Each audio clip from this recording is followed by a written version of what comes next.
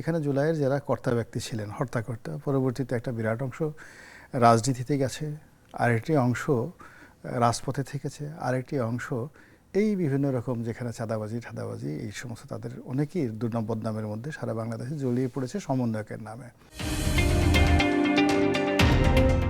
জুলাই আন্দোলন কি এই জন্য হয়েছিল যে নারীরা কখনো বিভিন্ন দলের আমির হতে পারবেন না অথবা বিভিন্ন বড় পদে কখনো যেতে পারবেন না? তাহলে যে নারীরা জুলাই আন্দোলন করলেন তারা কি পেলেন? মানে আসলে জুলাইয়ের আন্দোলন, আমি এটার সঙ্গে নারীদের যে অধিকার এটাকে একত্র করতে চাচ্ছি না, কিন্তু তারা তো এখানে অংশ নিয়েছেন, তো অংশ নিয়ে তারা যে নতুন বন্দোবস্ত, নতুন রিপাবলিক, নতুন সংবিধান, এত কিছু নতুন হচ্ছে, সেইখানে নারীর অধিকার ঠিক মতো সংরক্ষিত হবে না? একটা দল এসে বলে দিবে যে নারীরা কখনো কিছু পাবে না। জুলাই যে বিপ্লবটা, এটা কিছু পাবে না মানে এটা ঢালাও হয়ে গেল, কখনোই বড় পদগুলিতে যেতে পারবে না।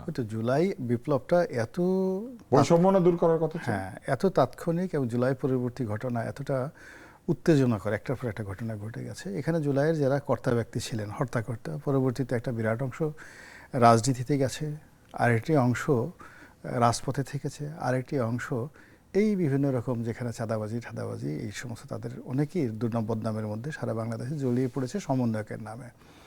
তো ফলে কি হলো, মানে লোক ছিল ধরুন কথার কথা 200 সেন্ট্রাল লিডার, তো তারা ভাগ হয়ে গেছে।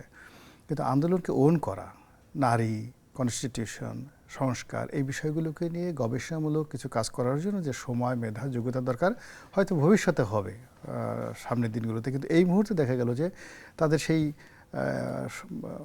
স্বপ্ন বাসর শেষ না হতে হতেই দেখা গেল যে একটার পর একটা সমস্যা আসা শুরু করলো।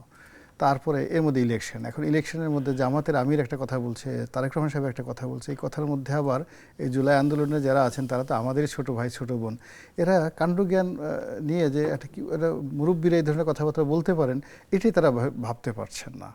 তো সেই অর্থে আমি মনে করি যে এই আন্দোলনের যারা হর্তাকর্তা ছিলেন তাদের একটা মূল থিম ছিল বৈষম্য বিরোধী একটা সমাজ প্রতিষ্ঠা করা, চাকরির ক্ষেত্রে, সরকারি চাকরির ক্ষেত্রে, এই অতটুকুই। এর বাইরে যেটা হয়েছে শেখ হাসিনার পতনের পর বাকি যে জিনিসগুলো তাদের ওখানে সংযুক্ত করা হয়েছে, দ্যাটস অল।